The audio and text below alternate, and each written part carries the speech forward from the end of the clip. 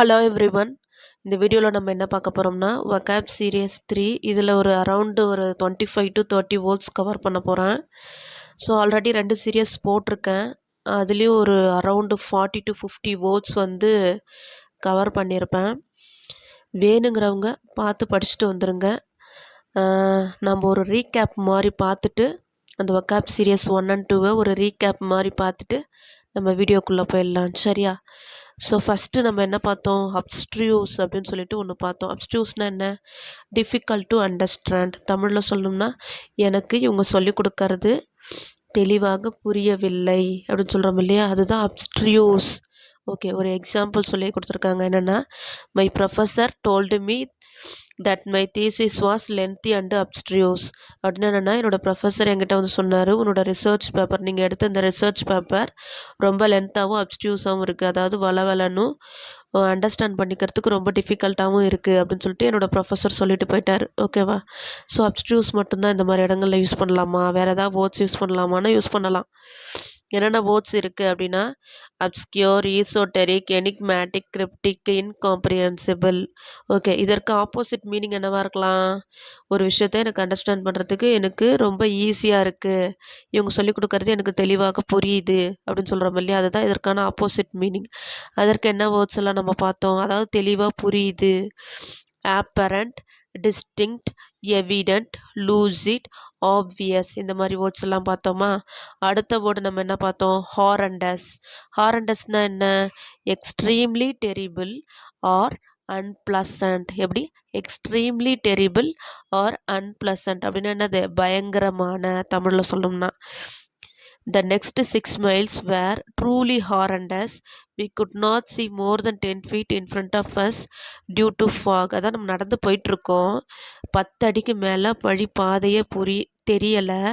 அடுத்து வரக்கூடிய 6 அடி என்னவாக இருக்க போகுது அப்படின்னா, 6 மைல் எப்படி இருக்க போகுதுன்னா ரொம்ப பயங்கரமானதாக இருக்க போகுது. ஏன் இந்த 10 அடிக்கு மேலே தெரியல? ஃபுல்லாக பனி வந்து வழியை மறைச்சிருக்கு. ஸோ அதுக்கு அடுத்து வரக்கூடிய 6 மைலு ரொம்ப ஹாரண்டஸாக இருக்க போகுது, பயங்கரமானதாக இருக்க போகுது. ஓகே, ஸோ ஹாரண்டஸ்க்கு பதிலாக வேறு என்னெல்லாம் வேர்ட்ஸ் யூஸ் பண்ணலான்னா, ட்ரெட்ஃபுல், ஃப்ரைட்ஃபுல், அப்பேலிங், கிரிஸ்லி, கேஸ்லி. ஓகே, ஸோ இதற்கு ஆப்போசிட் மீனிங் கொடுக்கக்கூடிய வேர்டு என்னவாக இருக்கும் அப்படின்னா, ஆறுதல் கூறணும். பயங்கரமான ஒரு சம்பவம் நடந்திருக்கு, அவங்க எல்லாத்தையும் நார்மல் ஆக்கணும். ஸோ அப்போ என்ன பண்ணணும், அந்த இடத்துல ஆறுதல் தான் கூறணும் இல்லையா? இப்போ ஆறுதலுக்கு இங்கிலீஷில் எப்படி சொல்லலாம்? காம் பண்ணுங்கள், கம்ஃபர்ட்டிங் பண்ணுங்கள், கன்சோலிங் பண்ணுங்கள், பசிஃபைங் பண்ணுங்கள், சாட்டிஸ்ஃபைங் பண்ணுங்கள். ஸோ இதெல்லாம் சொல்லலாம். அடுத்த வேர்டு நம்ம என்ன சொல்லி கொடுத்தேன்?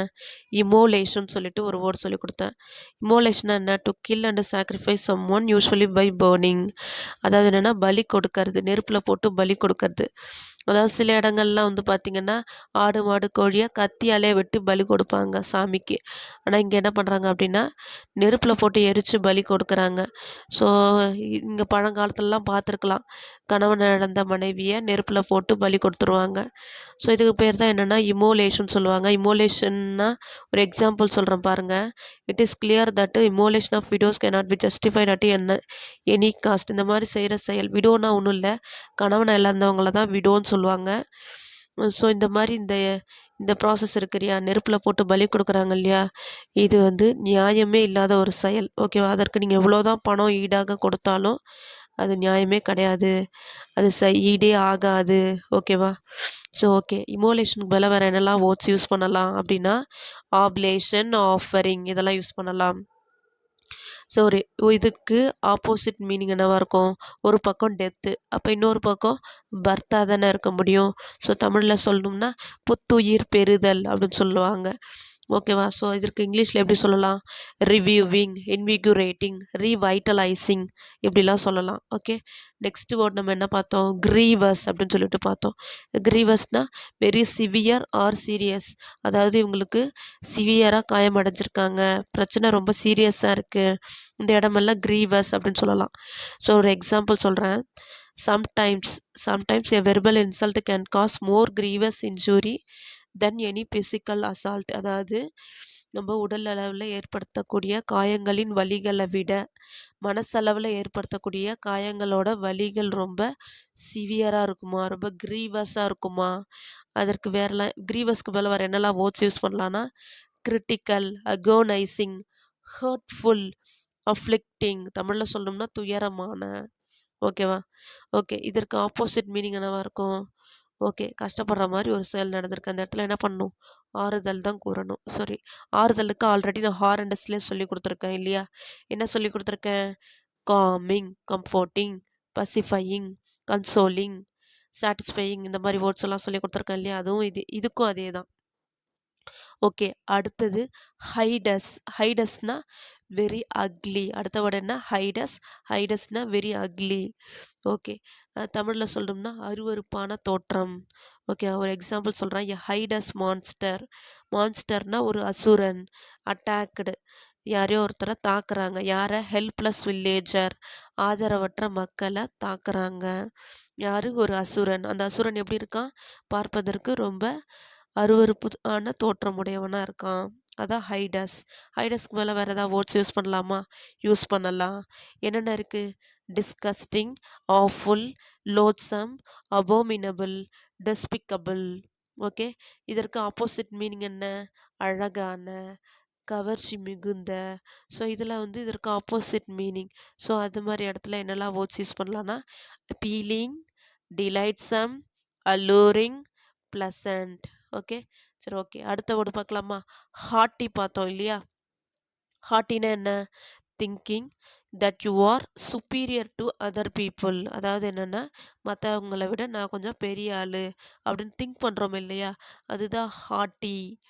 அதாவது தமிழில் சொல்லணும்னா திமிரான. when the hearty CEO ignored the stockholders at the annual conference. ஒரு ஆனுவல், அதாவது வருஷத்துக்கு ஒரு தடவை ஒரு கான்ஃபரன்ஸ் நடக்கும் போல். அந்த கான்ஃபரன்ஸில் இந்த திமிரு பிடிச்ச சிஇஓ என்ன பண்ணுறாரு அப்படின்னா, இந்த ஸ்டாக் ஹோல்டர்ஸை அலட்சியப்படுத்திட்டாராம். ஸோ அதனால என்ன பண்ணாங்க, அங்கே உள்ள போர்ட் ஆஃப் டைரக்டர்ஸ்லாம் இவருக்கு ஒரு ஸ்டென் லெக்சரர் கொடுத்தாங்களாம். ஸ்டென்னா ஒன்றும் இல்லை, கடுமையான ஒரு லெக்சரர் வந்து கொடுத்தாங்களாம்.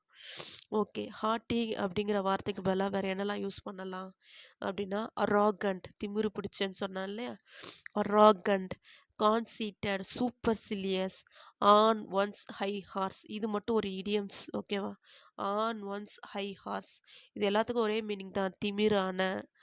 ஓகே, இதற்கு ஆப்போசிட் மீனிங் என்னவா இருக்கலாம்? தன்னடக்கம் உள்ள, திமிருத்தனம் இல்லாத, கொஞ்சம் பணிவோடு. ஸோ இந்த மாதிரி இடத்துல இங்கிலீஷில் எப்படி சொல்லுவாங்கன்னா, மாடஸ்டாக இருக்கார் இவர், ரொம்ப ஹம்புளாக இருக்கார், அன்ப்ரட்டன்டியஸாக இருக்கார், டவுன் டு எர்த்து. ஸோ இதெல்லாம் வந்து தன்னடக்கம் உள்ளவங்க இருக்க இடத்துல இந்த மாதிரி யூஸ் பண்ணிக்கலாம்.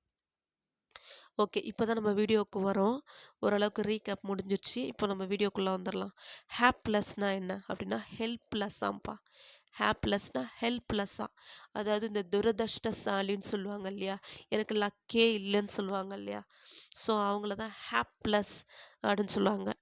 ஓகே, இதற்கு ஒரு எக்ஸாம்பிள் சொல்லுவோம். இந்த hapless passengers were stranded at the airport for 3 days. அதாவது என்னென்னா, ஒரு துரதிர்ஷ்டசாலியான இந்த பேசஞ்சர்ஸ், அதாவது இந்த ஏரோப்ளைனில் பயணம் பண்ணக்கூடியவங்க இருக்காங்களே, பயணம் பண்ணக்கூடியவங்கள தான் பேசஞ்சர்னு சொல்லுவாங்க. ஓகேவா? ஹேப்லெஸ் பேசஞ்சர்னால் துரதிர்ஷ்டசாலியான இந்த பேசஞ்சர் ஏர்போர்ட்லேயே 3 நாளாக மாட்டிக்கிட்டாங்களாம். ஸ்ட்ராண்டட்னா சிக்கி கொண்டார்கள். ஏர்போர்ட்லேயே 3 நாளாக சிக்கி கொண்டார்களாம். ஓகேவா? ஸோ ஹேப்லெஸ்னால் ஓரளவுக்கு துரதிர்ஷ்டசாலின்றதை புரிஞ்சுக்கோங்க. ஹேப்லெஸ் மட்டும்தான் இந்த இடத்துல யூஸ் பண்ணலாமா? வேறு ஏதாவது வேர்ட்ஸ் யூஸ் பண்ணலாமா? யூஸ் பண்ணலாம். என்னென்ன வேர்ட்ஸ் இருக்குன்னா, unfortunate, unlucky, jinxed, unfavourable, miserable. நான் மறுபடியும் சொல்கிறேன். இதெல்லாம் வந்து என்னென்னா துரதிர்ஷ்டசாலிங்கிறத குறிக்கிற மாதிரி. ஓகேவா? Unfortunate, unlucky, jinxed, unfavourable, miserable. Okay, இதற்கு ஆப்போசிட் என்னது? அதிர்ஷ்டம் உள்ள, லக்கி பர்சன் சொல்லுவாங்கல்ல. ஸோ அந்த இடமெல்லாம் இதை யூஸ் பண்ணலாம். ஃபார்ச்சுனேட், ஃபார்ச்சுனேட், பிளஸ்டு, ப்ராஸ்பரஸ், இந்த இடமெல்லாம் யூஸ் பண்ணலாம். ஓகேவா? ஓகே, நெக்ஸ்ட் வேர்டு போகலாமா? இம்பெசில். இம்பெசில், இம்பெசில்னா என்னென்னா ஃபூல், அதாவது ஒரு முட்டாள். இம்பெசில் அப்படின்னா ஃபூல், ஒரு முட்டாள். இதற்கு ஒரு எக்ஸாம்பிள் சொல்கிறேன். High school teacher got ரீப்ரிமேண்டட்.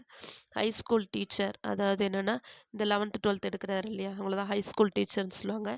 அவர் திட்டு வாங்கினாராம். எதுக்கு? இவரோட ஸ்டூடெண்ட் ஒரு முட்டாளான ஒரு முட்டாள் ஸ்டூடெண்ட்டை இவர் ரெஃபர் பண்ணதுனால இவர் திட்டு வாங்கினாராம். ரீப்ரிமேண்டட் அப்படின்னு அர்த்தம். ஓகேவா? Imbecile one to one of a student as an imbecile one. முட்டாள் ஸ்டூடெண்ட்டை ரெஃபர் பண்ணதுனால ஹை ஸ்கூல் டீச்சர் வந்து திட்டு வாங்கினாராம். ஓகே. ஸோ ஓகே, இந்த முட்டாள் அப்படிங்கிற இடத்துல இம்பெசில் மட்டும்தான் யூஸ் பண்ணலாமா? வேறு ஏதாவது வேர்ட்ஸ் இருக்கானா? இருக்குது. என்னென்ன வேர்ட்ஸ் இருக்குன்னா இக்னோரமஸ், டிம்விட், என்ன சொல்லலாம்? இக்னோரமஸ், டிம்விட், இதெல்லாம் யூஸ் பண்ணலாம். ஓகேவா? இதற்கு ஆப்போசிட் மீனிங் என்னது? அறிவு சார்ந்த, அறிவுத்திறன் சார்ந்த, அதாவது புத்திசாலி, பிரில்லியன்ட் இப்படிலாம் சொல்லுவோம்ல. இந்த மாதிரி இடங்கள்ல என்ன யூஸ் பண்ணலாம்னா இன்டலெக்சுவல், சகாஷியஸ், ரீசனபிள், ரேஷனல், இதெல்லாம் இந்த இடத்துலலாம் என்ன தமிழ் மீனிங்னா அறிவுத்திறன் சார்ந்த. ஓகேவா? இப்போ அடுத்த வேர்டு போலாமா? இம்யூர். இம்யூர்னா என்னென்னா ஒன்றுனா சிறையில் அடைக்கிறது, அதாவது ஒருத்தரை ஒரு ரூமில் போட்டு பூட்டுறது. ஸோ அதுதான் வந்து என்னென்னா இம்யூர். இங்கிலீஷில் சொல்லணும்னா enclose or confine someone. Confine சம்ஒன்னா இதிலேருந்து இந்த இந்த ஏரியாவிலேருந்து இந்த ஏரியாக்குள்ளே மட்டும் விளையாடுங்க, வேறு எங்கேயும் விளையாடாதீங்க, இதற்குள்ளே விளையாடுங்க, லிமிட் செட் பண்ணி சொல்லுவாங்க இல்லையா. ஸோ அதான் இம்யூர், சிறையில் அடைக்கிறது, ஒரு ரூமில் அடைக்கிறது, இதான் இம்யூர். ஓகே, இதற்கு ஒரு example. Student immure themselves in their rooms to study undisturbed during the exam time. Exam time அப்போ ஸ்டூடெண்ட்ஸ் என்ன பண்ணுறாங்க? ஒரு ரூம்குள்ளே போயிட்டு படிக்கிறாங்க. எந்த டிஸ்டர்பன்ஸ், எதுவும் டிஸ்டர்பன்ஸ் ஆகாத இருக்கிறதுக்காக ரூம்குள்ளே போயிட்டு கதை சாத்திக்கிறாங்க. தங்களை டிஸ்டர்பன்ஸ்லேருந்து மூடி வச்சுக்கிறாங்க. அந்த மாதிரி கூட சொல்லலாம். இம்யூர்னா அதான் சிறையில் அடைக்கிற மாதிரி ஸ்டூடெண்ட்ஸே தாங்களாக ரூமுக்குள்ளே போய் டோர் லாக் பண்ணிவிட்டு படிக்கிறாங்க. எதனாலனா டிஸ்டர்பன்ஸ் எதுவும் இருக்கக்கூடாது, ஏன்னா இது எக்ஸாம் டைமு, கொஞ்சம் நல்லா படிக்கணும் இல்லையா, அதனால். ஓகே, இம்யூர் மட்டும்தான் யூஸ் பண்ணலாமா அந்த சிறையில் அடைக்கிறதுக்கு அப்படின்னா வேறு ஏதாவது வேர்ட்ஸ் இருக்கா? இருக்குதுப்பா.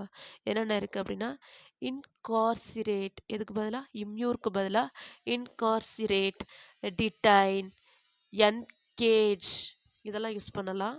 லே பை த ஹீல்ஸ், இடியம் எதாவது யூஸ் பண்ணணும்னு நினச்சிங்கன்னா lay by the heels, lay by the heels, சிறையில் அடைக்கிறதுக்கு. ஓகேவா? இது மட்டும் ஒரு இடியம்ப்பா. ஓகே, இதற்கு ஆப்போசிட் மீனிங் என்னவா இருக்க போகுது? ஒருத்தரை அடைச்சி வைக்கிறோம், ஏதோ ஒன்றா வச்சு அடைச்சி வைக்கிறோம். ஸோ இதற்கு ஆப்போசிட்டு லிபரேட். லிபரேட் ஃப்ரீடம் கொடுக்கறது, சுதந்திரம் கொடுக்கறது. ஸோ ஓகே, இதற்கு என்னெல்லாம் வார்த்தைகள் யூஸ் பண்ணலான்னா இமான்சிபேட், லிப்ரேட், இதெல்லாம் யூஸ் பண்ணலாம். ஓகேவா? ஓகே, அடுத்த வேர்டு என்னென்னா இம்பாஸ். அடுத்த வேர்டு என்னென்னா இம்பாஸ். இம்பாஸ்னால் என்னென்னா ஒரு முட்டுக்கட்டை மாதிரி, அதாவது இந்த விஷயம் இதோட முடிய போகுது அப்படின்னு சொல்கிறோம் இல்லையா, ஒரு முட்டுக்கட்டை, இது ஸ்டாப் பண்ணுறது அப்படின்னு சொல்கிறாங்கல்ல, அதான் இம்பாஸ்.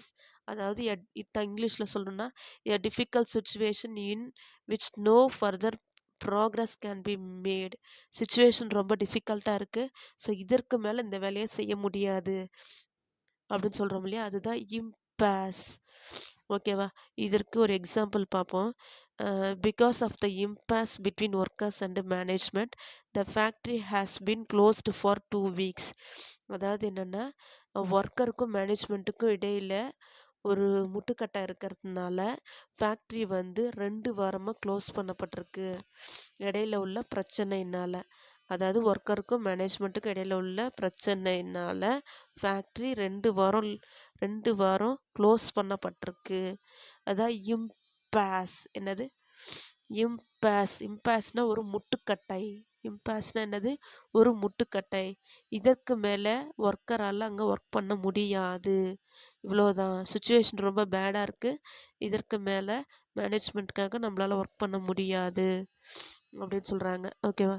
சரி, ஓகே. இம்பாஸ்க்கு பதிலாக வேறு என்னெல்லாம் யூஸ் பண்ணலான்னா டெட்லாக், டெட் எண்ட், இதோட சரிதான், இதற்கு மேலே எதுவுமே பண்ண முடியாது. Deadlock, dead end, stalemate, stand still, halt.